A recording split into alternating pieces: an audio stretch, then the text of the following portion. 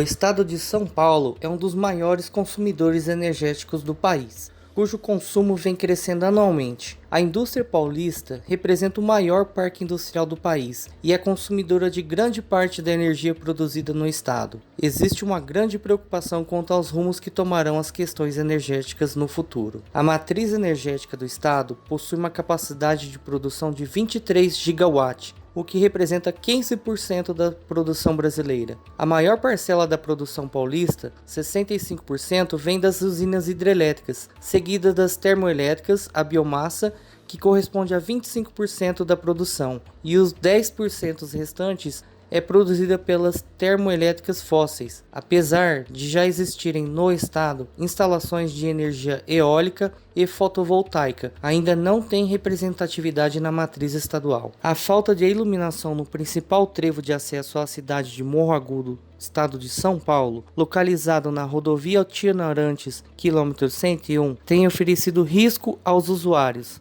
Trata-se de um local com grande tráfego de veículos e pedestres, principalmente após a inauguração do residencial Cidade Nova, em 2016. Foram registrados recorrentes acidentes com gravidade leve e também acidentes com gravidade alta e vítimas fatais. Alguns dos fatos foram amplamente divulgados nos principais canais da mídia regional e redes sociais, sempre levando discussões sobre a falta de iluminação estar diretamente relacionada ao ocorrido. Nosso projeto apresenta um sistema de implantação de iluminação pública alimentado por energia fotovoltaica, com monitoramento e gerenciamento informatizado através do conceito de Internet das Coisas. O investimento inicial é alto, porém o retorno é rápido, considerando que um sistema fotovoltaico possui estimativa de vida de 25 anos e o retorno total do investimento estimado para menos de 10 anos. O sistema de gerenciamento e monitoramento parte da necessidade de se aprimorar o serviço de manutenção, reduzindo o tempo usado para efetuar um reparo,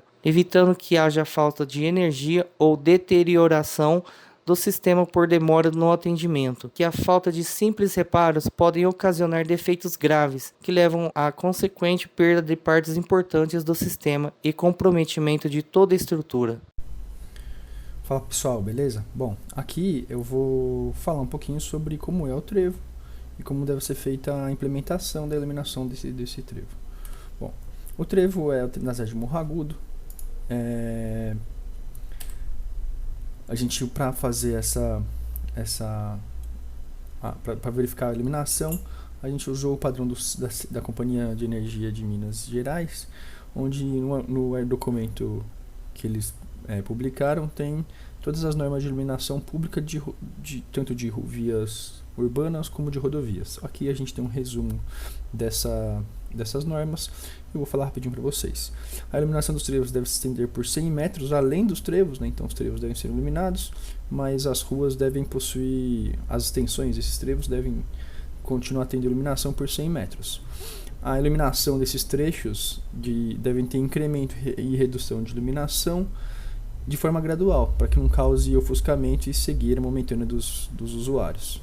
O incremento e redução, ela pode ser feita gradualmente, né, pela mudança dos espaçamentos dos postes, que eu já vou falar daqui a pouco.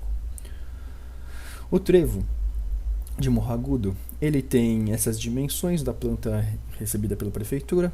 Ela tem um vão interno de 22 metros, uma largura de 12 metros aproximadamente, e ela se estende aí por mais ou menos 50 metros.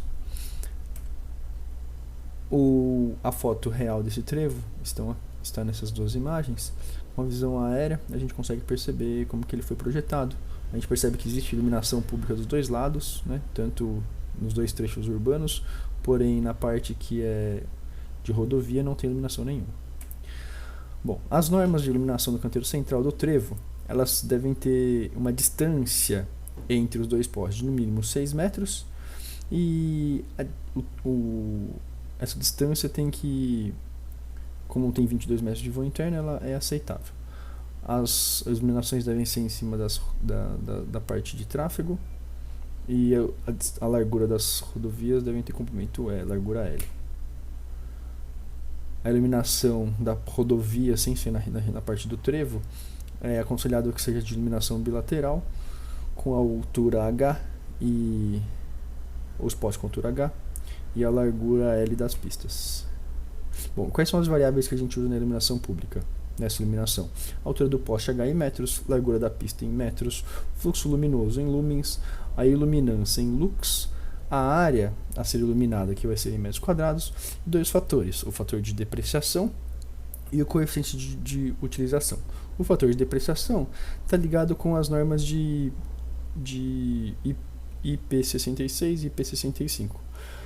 Já o coeficiente de utilização é um coeficiente que utiliza de qual que é a parcela de luz que vai ser utilizada. Bom, o cálculo que a gente usou o cálculo pelo método fluxo luminoso. Pela planta, a gente percebe como o vão interno tem 22 metros e a largura da pista tem 12 metros.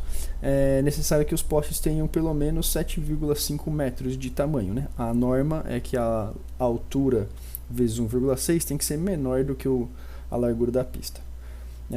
A norma de iluminância média para trechos rodoviários que necessitam de iluminação, ela precisa de uma iluminância média de 5 lux e uma iluminância mínima de 1 lux.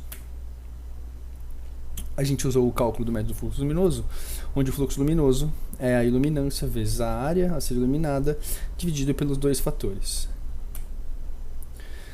Na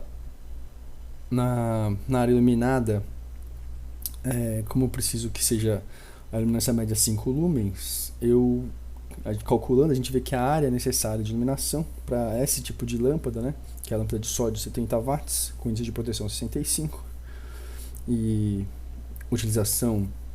coeficiente de utilização 0,4, que é o menor fator possível, né, lembrando que a gente não projetou os refletores,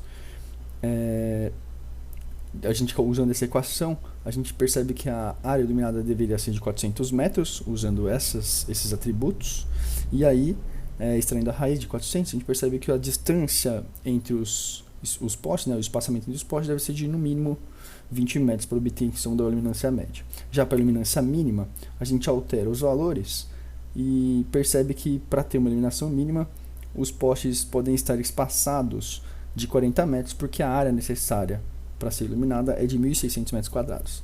Então, para manter essa ideia pedida pela norma do CEMIG, o espaçamento entre os postes deve ser de pelo menos 40 metros. Bom, para finalizar, a extensão da iluminação do trevo. No início do trevo, eles devem ter uma mudança gradual. Dessa forma, fazendo os cálculos, a gente percebe que os postes deverão ser colocados com distâncias do início e do final deles, com distâncias iguais a 80 metros, 50 metros e 24 metros, e no interior do trevo, todos os postes com espaçamento mínimo de 20 metros. Bom, era isso. Boa noite, pessoal. Aqui quem fala é o Marcel. Vou estar apresentando a simulação do nosso sistema em circuito eletrônico com iluminação via pública, né, que será desenvolvido em nosso projeto integrador no Polo de Morro Agudo.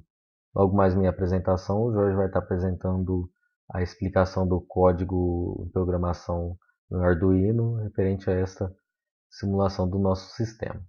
Vamos lá, pessoal. Então aqui é o nosso simulador, né, que está apresentando o nosso sistema e está sendo representado aí por vários componentes. Medidor de voltagem, tensão, a temperatura, né, os postes, sensor de luz que, tipo, se estiver de dia, nosso sistema vai identificar que está de dia, as lâmpadas vão ser apagadas. Se estiver de noite, vai identificar que está de noite, as lâmpadas vão ser acesas automaticamente. Isso é a finalidade desse sensor. E tem a comunicação via 3G, né, que é a comunicação da internet que ele vai ter, e tem esse display aqui abaixo, esse display LED aqui, ele está representando nosso servidor web. No caso aqui, nesse simulador não tem um servidor web para a gente representar, então a gente colocou ele para estar representando, que é o servidor web onde vai estar armazenando nossas informações do sistema durante o dia a dia aí. Tipo uma lâmpada queimar, apagar, algum problema de energia, temperatura, um problema de bateria. Então, o servidor web é responsável de receber essas informações que o Arduino vai estar enviando para ele. Aí ele vai armazenar essas informações e a nossa aplicação desenvolvida vai buscar esses dados e enviar as notificações para a gente no dia a dia. informando é, durante o dia a dia o status das lâmpadas, as temperaturas e tudo mais, nosso funcionamento. Então vou iniciar a nossa simulação aqui, pessoal. A gente já vai entender um pouco melhor como vai funcionar aí. Então inicializei o sistema aí, vendo que o LED já ligou aí, como se fosse um servidor web, já teve a comunicação com ele. Aí já está mostrando aí que o sistema foi iniciado e sem erro. No momento o sistema está funcionando normalmente, está normalizado, todas as lâmpadas estão acesas e a temperatura tudo ok, a bateria tudo ok. Então, aqui os botões aqui do lado estão representando os botões para ligar e desligar as lâmpadas. Então, nesse primeiro aqui eu vou desligar a lâmpada e vocês vão ver que o servidor já vai receber essa informação que a lâmpada foi apagada. Então, ele vai receber essa informação que deu algum problema nessa lâmpada, no caso. Então, aqui, clicar aqui, certo? E ele já vai receber essa informação aí, o servidor já vai receber essa informação. Eu já cliquei ali, já habilitei. Tá vendo que o LED ele já apagou o LED do sensor do poste 1 e ele já vai receber essa informação informando que está apresentando algum problema aí, certo? Então, está mostrando a temperatura, certo? Olha lá, já mostrou um alerta, olha lá, poste 1 erro. Então, o servidor já recebeu essa informação, aí no caso, no dia a dia, a nossa aplicação vai acessar no nosso servidor web, vai receber essa informação e vai mandar a notificação para a nossa aplicação. Então, é isso que ele vai fazer durante o dia a dia, não só dos postes, viu, pessoal, das lâmpadas, como também da temperatura, bateria e tudo mais. Então, eu vou acender novamente a lâmpada aqui, pessoal. Acendi novamente a lâmpada e ele já vai parar de apresentar o erro. Já vai mostrar, como dizer assim, a temperatura. Vai identificar que está aceso. O Arduino já vai buscar essas informações da temperatura e já vai mandar para o servidor web. Mais um momento aí que ele já vai apresentar. Aí tá vendo que já apareceu a temperatura dele aí. Então aí são os dados fictícios só para demonstração aí de como vai funcionar no dia a dia o nosso sistema. Então é isso, pessoal. É dessa forma que o nosso sistema vai se comportar no dia a dia, que vai e através do servidor vai mandar essas informações para o servidor web e a nossa aplicação vai estar buscando essas informações e notificando a gente através da aplicação desenvolvida. Agora o Jorge vai estar apresentando a gente aí o código, né, do nosso programa aí, do Arduino, a programação Arduino, vai estar explicando aí pra gente. Muito obrigado, uma boa noite para todos aí. Na parte de código, a gente usou a seguinte lógica. Iniciamos a biblioteca do LCD e inicializamos a biblioteca da interface de rede e conexão com MySQL. Porém, elas estão comentadas, porque pelo simulador não dá para a gente executar elas.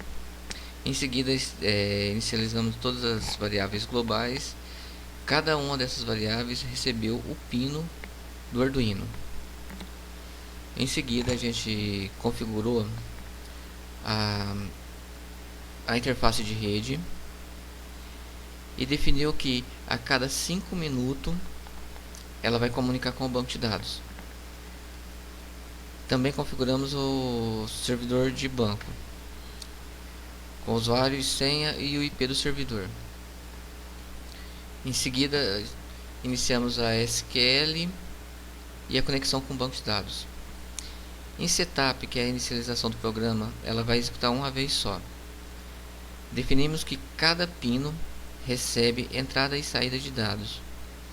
Também conectamos com o banco de dados e escrevemos no LCD que o sistema foi iniciado sem erro.